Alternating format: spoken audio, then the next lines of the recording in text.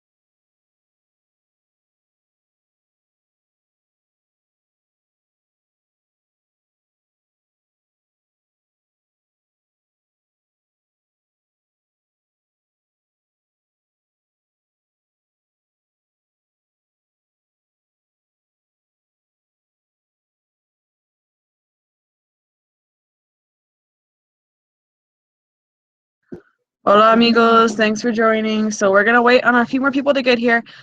So I will officially start at 10:10 like last time. So if you need to get one quick thing done or get some food or water or something, go ahead and do that. I would totally play a song, but I don't want to get in trouble for copywriting, so I can't. So you can also play your own karaoke song for your computer and enjoy that while we're waiting for everybody else.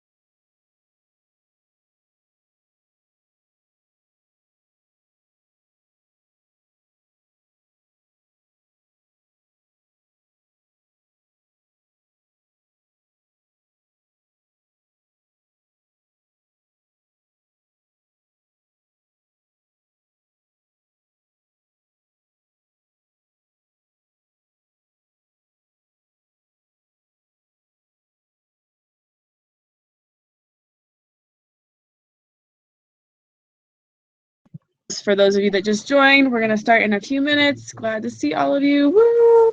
And for those of you that are watching this recording later on, I hope you're having a good day wherever you are.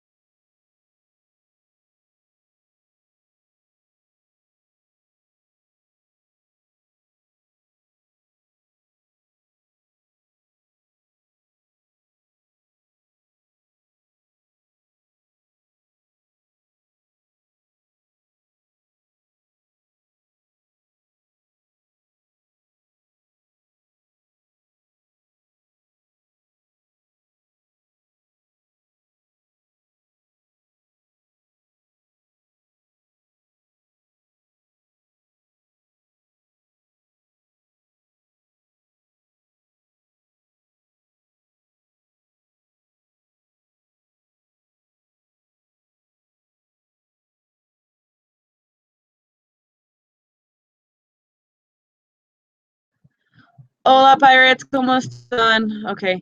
Hi, everybody. I hope you're having a good night. Coming to you live from the MC house, one of the many bedrooms we have. Lots of background in this because I think there's like 7 webinars or something crazy going on right now. So apologies for the noise. But let's get started. Okay, let me share my screen. I'm getting mucho más mejor en español. Bueno, okay.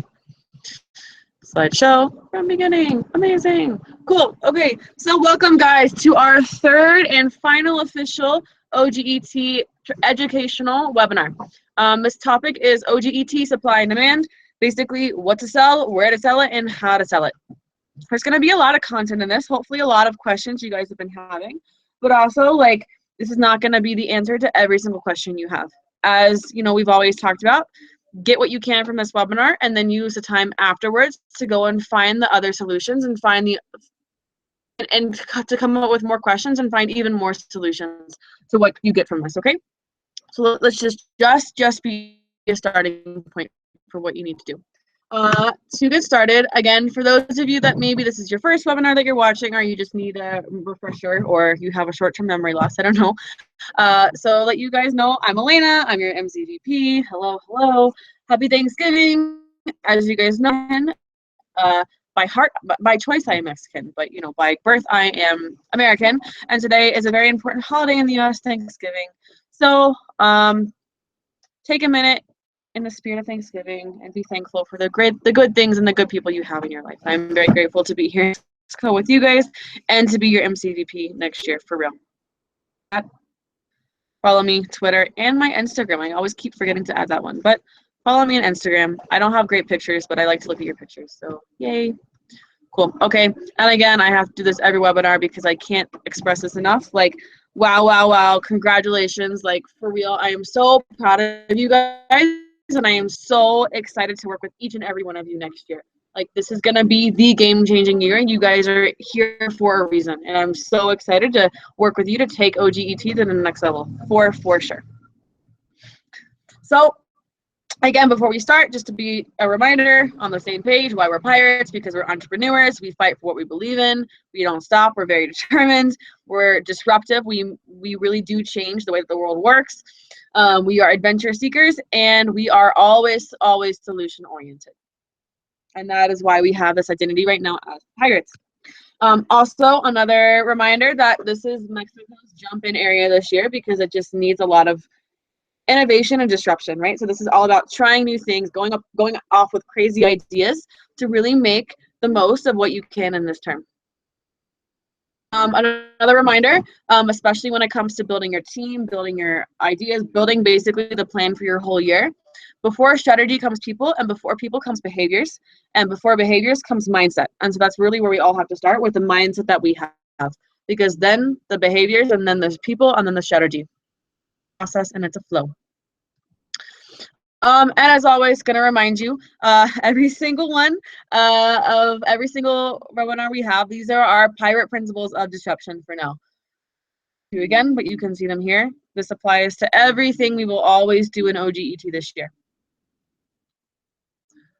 Take a minute, remind yourself, amazing, boo. Moving on, and of course, our wildly important goal is and always will be 450 realizations. We have grown a little bit more from the last time. Woo! We are at 118 realizations right now, which is 19% growth and 26% of the goal. So it's like not bad, but it's like it to be. So same old, no new big updates there. And so before we get into the real meat and content of this webinar, there is another Hora de Mames that I have to have with you guys really, really fast. And a reminder that Hora de Mames is my getting away of kind of going through our current state, doing a bit of a reality check for whatever needs to be checked. This is about transition. So this is our third transition webinar. Are not able to come to the webinars in the time they're broadcasted because of work or school or whatever, and that's totally okay. As long as you watch them at some point, that's all that matters. But guys, in our big master transition tracker, like this is super, super concerning. It makes me frustrated Because if you look at all the different areas in Isaac and Mexico, we are at the lowest percentage. Like, what the hell, guys? I am not going to accept the fact that we are going to start out at the bottom. That is not what OGTE is. That is not who you are, and that is not why you're here. And I know that you guys are actually doing more transition than this. You just need to literally just track it, right? And we all know that tracking is very, very, very important, because if we don't know where we're at, we can't figure out where we're going. So, guys, I know that especially those of you that are on here is the LCs and 0% in transition, you are, make sure to mark this in the tracker, right? But also I do want to give a shout out to Monterrey and Chihuahua, because they are the ones that are like the most, like the highest percentage of achievement, with 86% for Monterrey and 75% for Chihuahua. So I think that's how you say it. I don't know, but you guys know what I mean. So yeah, guys, this is unacceptable for now. Just mark what you need in the tracker, and really, if you need me to help put a sense of urgency in your successors, but you can do it yourself. You guys have to take ownership over getting the transition that you know that you need. So if you have doubts, let me know, but I look forward to seeing this really, really increase in the next coming weeks. So that is my one order to memorize for you guys, and I hope that. But okay, anyway, now moving on to really like what the meat of this webinar is. There's going to be 4 different aspects to it. So the first one is really just understanding a few basic things about supply and demand and GET in the world, what it means, working with IGT, et cetera, et cetera. And so from that perspective, we'll do, okay, so that makes sense, but now what exactly is it that I have to sell this, and how exactly can I sell it? So answering those 2 questions, again, this is not going to be like a very directive, you must do this, this, this, this, and this. This is to give you some perspective and some frameworks and some benchmarking to allow you to create what is the best what, where, and how in your own LC.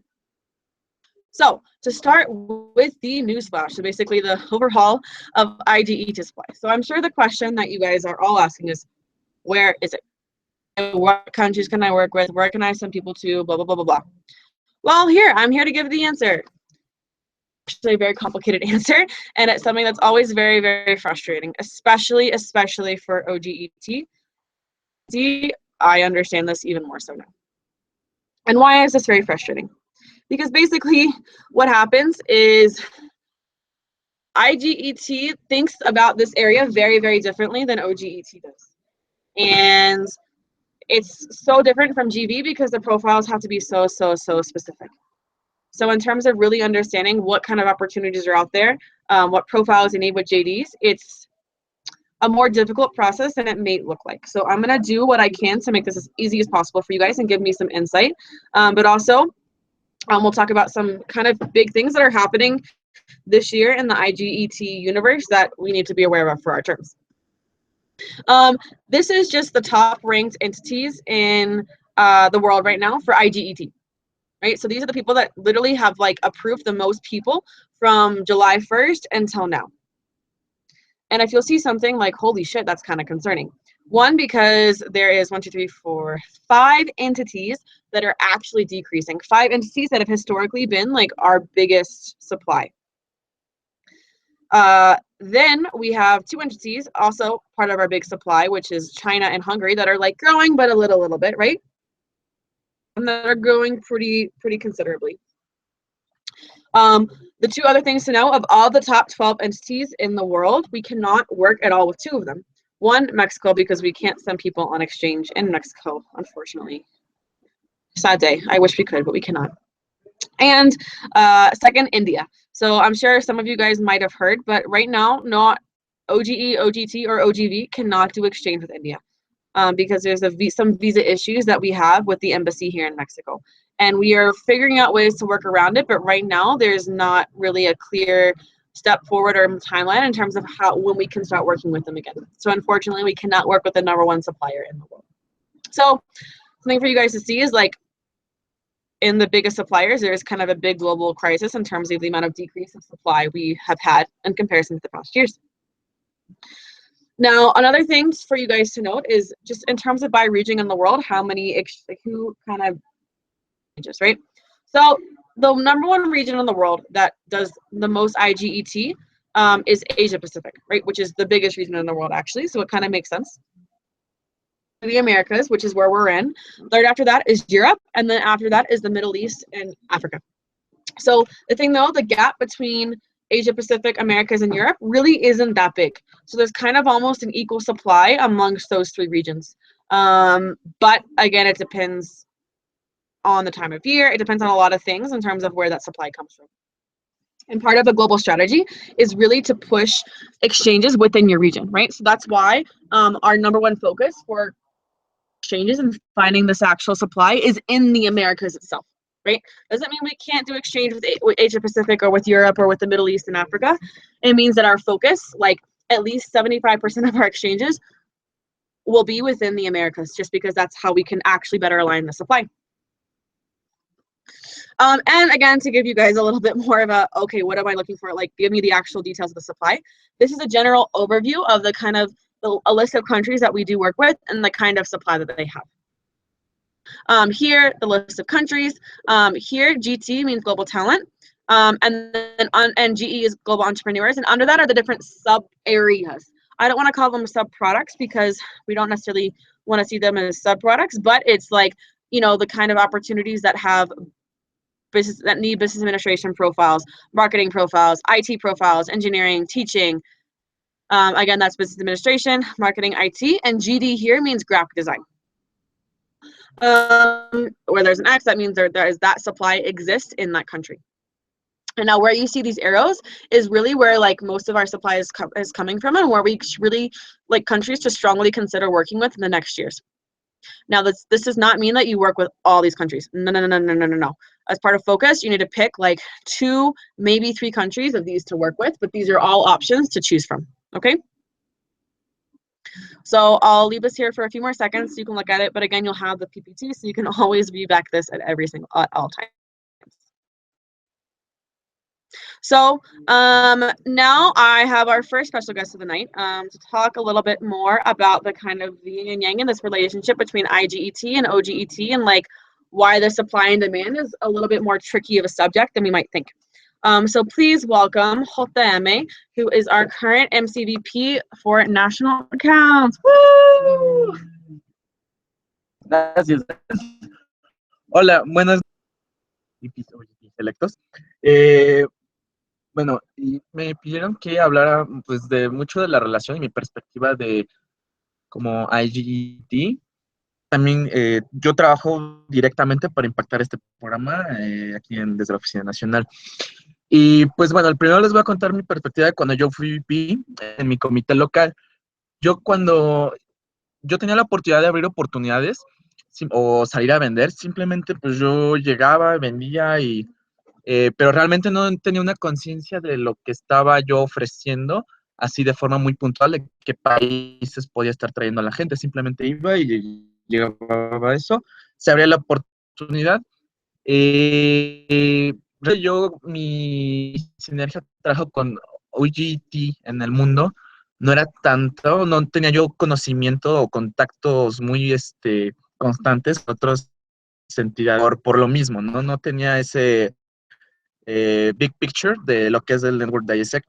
Ya después, ya al haber ingresado al Comité Nacional desde el año pasado, también este term, pues ya la perspectiva y ver cómo se maneja la oferta y la demanda es algo muy interesante, y me puedo dar cuenta de que yo no puedo trabajar sin oGET en el mundo.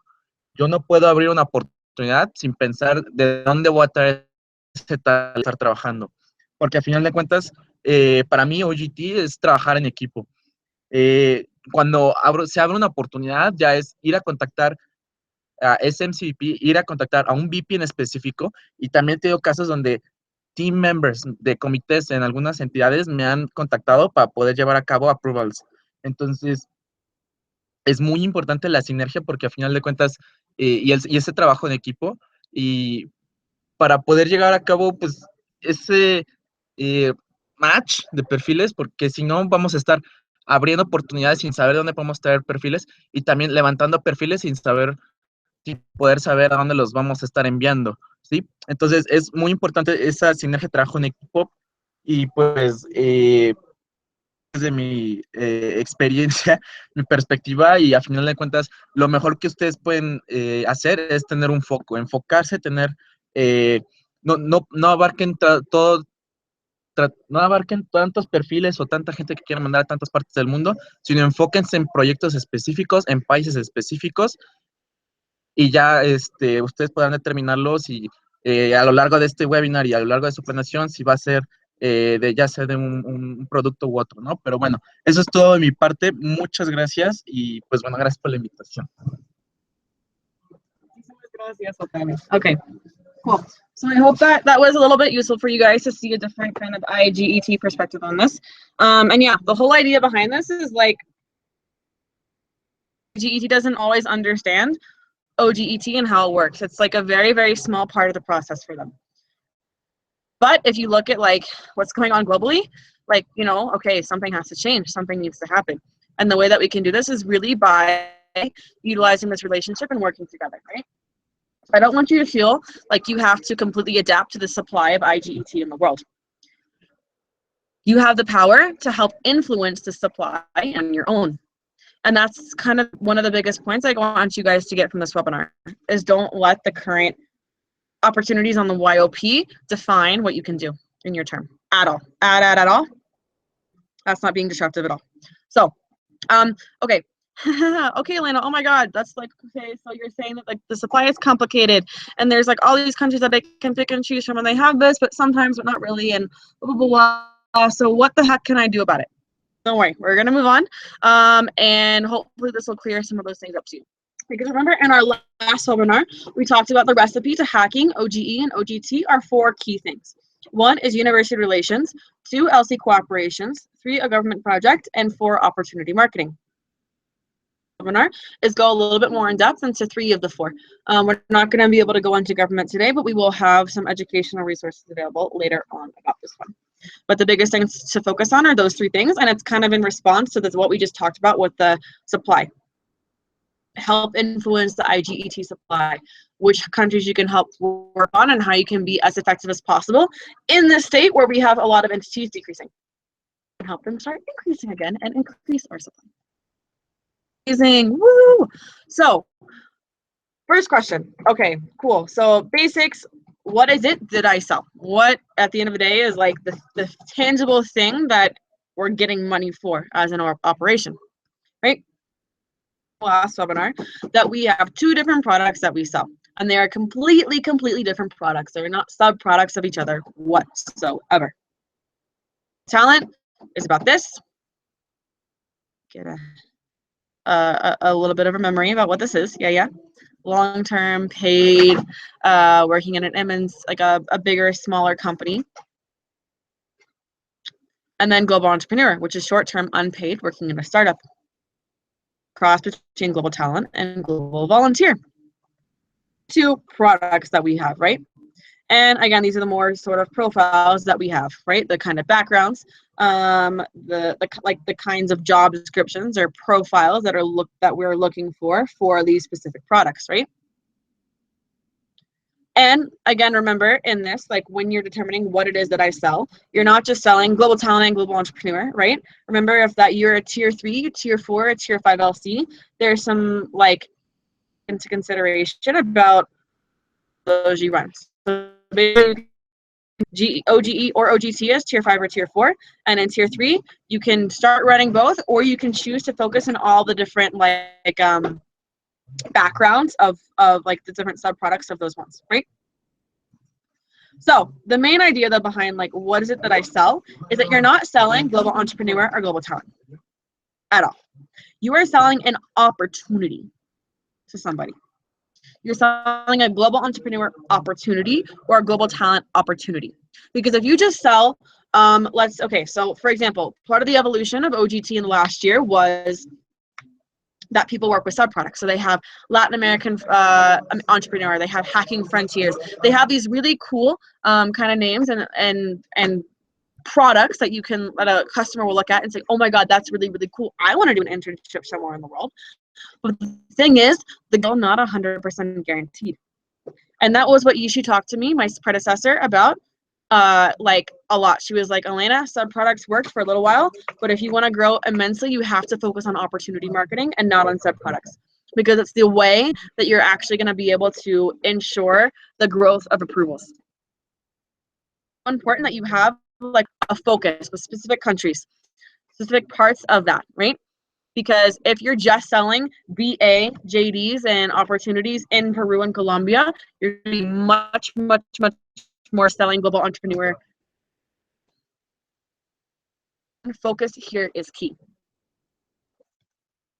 Okay, I'm going to give you a 4 simple step to determine exactly what it, because Elena, do I pick T? How do I know exactly what countries to pick? It's okay. Don't worry. The biggest thing about this is that you first, before you can determine, have to understand the external community or the city that you're living in. And this really is something you should look into for your in your government and your university on. What are the main priorities of your government and education right now? What are they trying to develop in students? What are they funding the most money to? Your university, what are they constantly talking about it over and over and over again? What are they giving money to? What do they care about the most? What are they listening to? See, of those trends, what you can capitalize on. Right now in Mexico, huge external trends. Capitalize on. But again, in some places it's about developing IT and engineers and women. In some places it's about developing and marketing skills. In some ways it's about just experiential learning. Some places it's just about internationalization, globalization. It really depends. But you have to do your own research to understand your own external market trends about what's going on in your government and your universities. So once you have a better idea of what that's going on, you define what type locations of opportunities allow you to meet those sort of trends, and then what target.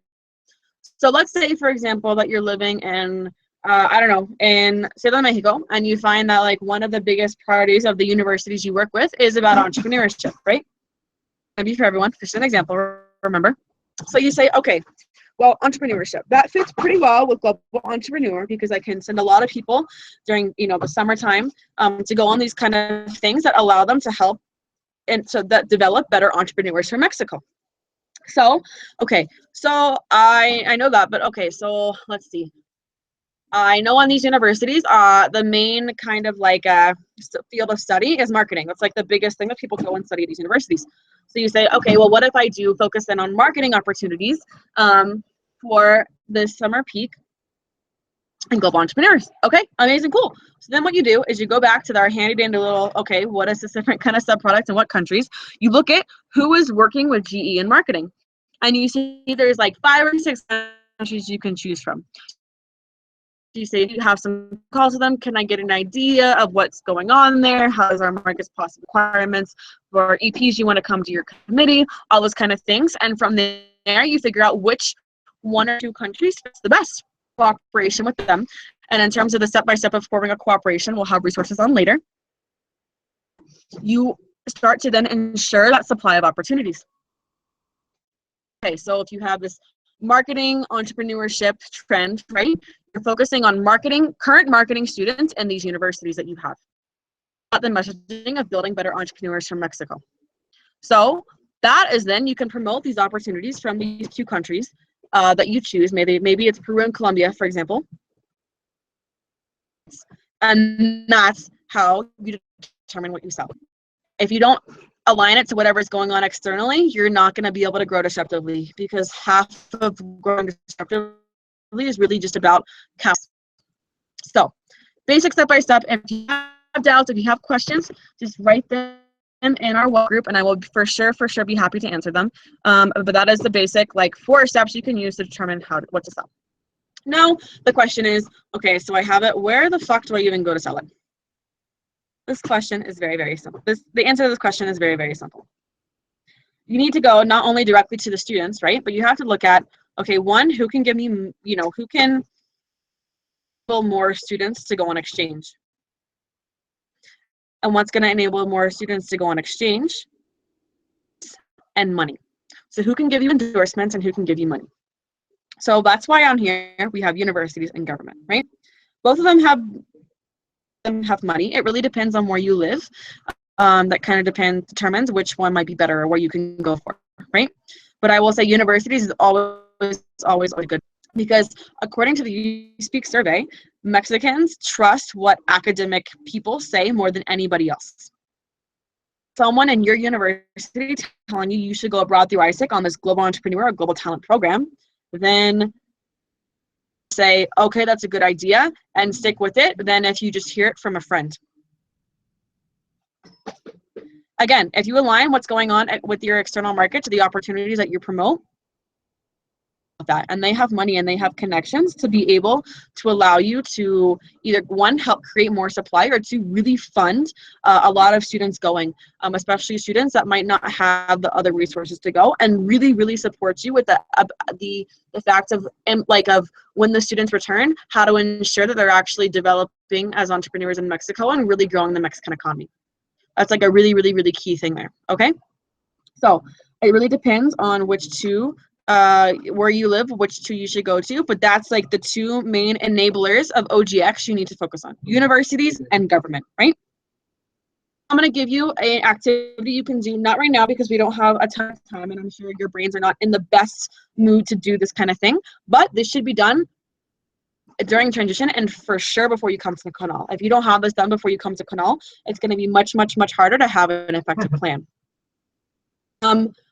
Then basically 4 questions, right? The first one, you need to figure out, okay, how many students study business administration, marketing, IT, engineering, graphic design, and digital marketing in the universities that I work in, basically. How many students? That's basically the market that you're going to try to tackle, because that's the kind of profiles of people that we're looking for right now.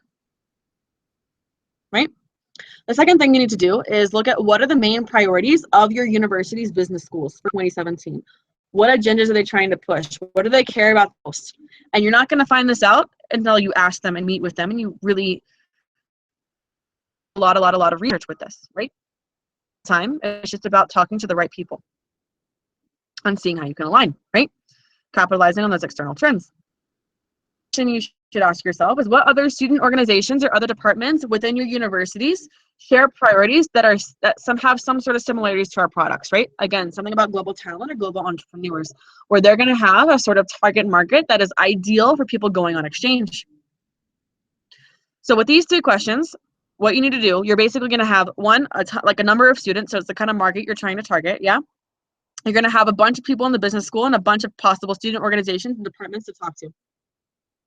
Contact information of all these people, and you need to meet with them as soon as possible. And this has to happen before Canal, because if you have these relationships formed before Canal starts, you can work on preparing your opportunities, and then you focus just on selling and approving and exchange in the first quarter of your semester. Super simple. But if you don't start these university relationships and this department relationships now, it's too late to make a really big impact for Fruit Peak. It's important that you do this in the next before Christmas starts, okay? So take this in, do this very soon. Looking forward to hear. Better show up to Canal with all this done, I'm telling you. You better show up, right? Okay, cool. Okay, so Elena, I understand, yes, I need to go to these people.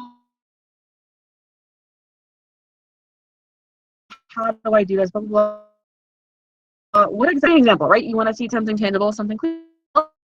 Awesome. I hope that I have the perfect person here to talk to you about this. So right now I have Trujas, our current MCVP IGET,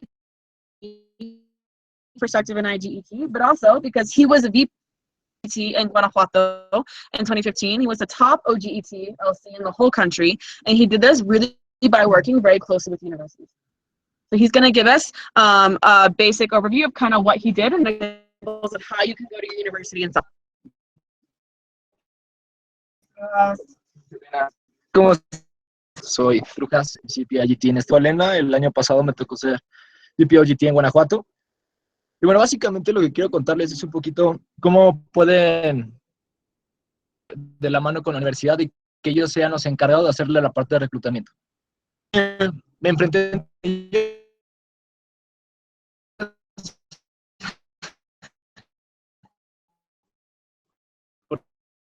fue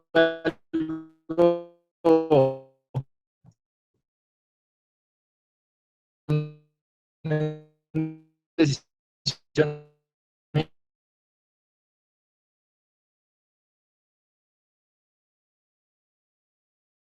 No, Jimmy. Pues a mí me gusta mucho la parte de relaciones públicas y como empezar a ver cómo podía acomodarle ese en mi periodo. Entonces lo que hice fue como buscar un aliado, el que me ayudara en esa parte de reclutamiento. Entonces lo que hice fue en la cual yo estaba, que es la Universidad de Guanajuato, que, de todo el estado, en la cual yo me puse a investigar el rollo que ellos tienen. Es súper, súper importante que las universidades que ustedes igual a Chicano ya sé como chequen el plan de desarrollo que ellos tienen para que ustedes puedan alinear a IESEC con eso. O sea, la cosa no es ir a vender a IESEC, sino que ellos vean a IESEC como un aliado para lograr lo que ellos están buscando, ¿no? Entonces, en la universidad lo que ellos quieren es tener una experiencia internacional. Entonces, ellos tienen ese programa de intercambio, pero obviamente le hace falta como que para lograr ese 80%. Entonces, lo que yo hice internacionalización y con los de vinculación, tal cual oGET, le llegué a vender el proyecto oGET, ¿no? Que eran pasantías profesionales que duraban de 13 a 18 meses, las cuales traían tal cual beneficios a los chicos, ¿no? Entonces a ellos les gustó muchísimo el proyecto, tal cual utilicé las slides con las que nosotros vendíamos a los CPs, pero el grado de que puedan tener un aliado, una organización estudiantil para lograr ese 80% de chicos. Lo que logramos fue tener que validaran las prácticas profesionales de la universidad, o sea, con la IESEC, y también que tuvieran, bueno, los chicos, perdón, que se fueran de intercambio, tuvieran un apoyo en sus vuelos. Era como la universidad tal cual tiene muchísimo dinero para invertir en los chicos, si nosotros tenemos o podemos alinearnos a los rubros que ellos tienen de dinero, te pueden patrocinar cosas, ¿no? Para tus CPs. Entonces ya es un valor agregado que tú puedes darles a los CPs que cuando se quieran ir de intercambio, ¿no? Es como, bueno, si te vas con el ISEC, la universidad te puede apoyar con el vuelo. Cositas así que es como investigar básicamente lo que ellos pueden y, bueno, como les comentaba también, hacer como esa parte de alianza con la universidad y que no nos vean como competencia, porque muchas veces lo que pasa es de, estos chicos están haciendo intercambios en nuestra competencia, sino que sí que las ambas partes salgan beneficios. A veces la regamos en el speech de ventas, es como solamente ganamos nosotros como ISEC, sino también, ¿no? Y bueno, entonces parte que también comentaba Elena es como la parte de cooperaciones con otros países, es entender sobre el mercado que ustedes van a, tienen y que van a atacar. Mi universidad, yo solamente me enfoqué como básicamente en la parte de mi división, que es económicas administrativas, y total, yo nada más reclutaba marketing y business, y de ahí me movía, o a andar reclutando, no sé, ingenieros o demás, porque yo sabía que mi mayor mercado era ese, y entendía perfectamente el mercado que yo tenía. Entonces, lo que tal cual, con otros países en las cuales ya tenían como una, no sé, una práctica, y yo les decía, ok, yo lo quiero tal cual, con quien ya tenía mi nexo, le decía, yo tengo esta oportunidad, no sé, en Panamá, en tal compañía, que me piden, no sé, personas de comercio internacional. Entonces ya la universidad, los de prácticas y las de comercio internacional, me promocionaban tal cual la oportunidad. De ahí ya salía una approval, ¿no? Una realización de mínimo de esas personas, pero las otras personas que estuvieran interesadas, pues al final de cuentas son leads y quieren irse intercambio. Entonces, igual no quedaron combinados, pero les puedes ofrecer también en la parte de otro, práctica en otro país, ¿no? Entonces, es como eso, o sea, en realidad, literal, la parte del reclutamiento, lo que nosotros nos dedicamos, tal cual el servicing, value delivery a los chicos, también value delivery a la universidad, porque al final de cuentas los enablers nos ayudan y tenemos que darle un buen servicio a ellos. Cargamos en la parte de relaciones. Entonces es lo que les recomiendo mucho, desde un principio de año es como segmenten, bueno, si pueden desde ahorita, segmenten las universidades, qué carreras tienes, con quién lo pueden como alinear, investiguen de la universidad, planes de desarrollo y demás cosas que tengan por ahí, ¿va? Es como el pequeño speech que tenía que decirles que me pidió Elena. Cualquier cosa, cualquier duda que quieran, igual pueden acercarse a mí. Puedo contarle más o menos un poquito más a fondo de lo que fue mi experiencia. Y pues bueno, sería todo. Buenas noches, chicos. Bye. Amazing. Okay, cool. So I hope that was helpful for you guys. Yeah, Thruhouse is definitely a really, really great resource that we're very lucky to have here in Mexico. So again, just to recap, supply and demand, it's complicated, honestly. Look at the resources we have, but don't be don't feel like you have to just do what IGET has. You have just as equal of a say in this cooperation that we have. What exactly you sell, again, depends on your external market trends. What's going on with the university, what they care about. Literally, universities and governments, people that can help enable more exchanges and help you either give you money or create supply. Those are the key things, and how examples of specific things he was able to do in Guanajuato and that you can replicate. And that's why, guys, it's so important to be focusing on this university relations aspect right now. And it's something that cannot wait. If you don't hear, that's totally okay.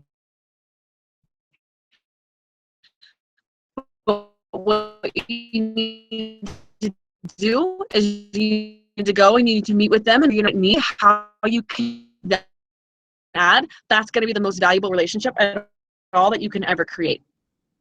Guys, I hope this was a lot of information, but I hope it was useful. Again, you'll have all these resources for you available at all times. So again, next steps for transition, the same that they've been. Keep doing them. There's a lot more approvals that need to happen in 2016, and the best way that you can understand what you need to do next year is by getting on the ground with your customers right now. So that's why becoming an EP manager is super important. So the two things I added to this list are, again, approaching universities as soon as possible, because this is going to be the way that you really start to form the basis of what you can do in the next year. Topic on research, on university relations, on extra kind of big projects that are really going to be the things that disrupt your LC. Time is now. I know things are crazy. I know things are hectic, but this is an opportunity of it. All the cool market research that you have, all the cool ideas that you have. If you want to share an idea with me, have any doubts, text me at all, let me know.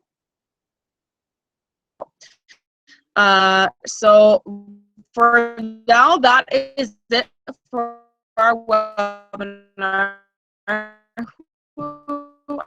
Amazing. But please see the output of all of these things right now. oGET transition success after this. And whatever you need to do, do it. Muchas gracias, amigos. Buenas noches. You'll be hearing from our extra. We love your input of having a few calls. Just the basic customer flow journey of oGET for some of us who are kind of new to this area. I want to have one the week of December. I think it's the 4th or the 5th. I don't know this, but I'll be reaching out to you guys to schedule those. So keep up the good work. Keep working your asses off. Keep the greatest year of your life. Have a good night. I'll talk to you guys later. Let me.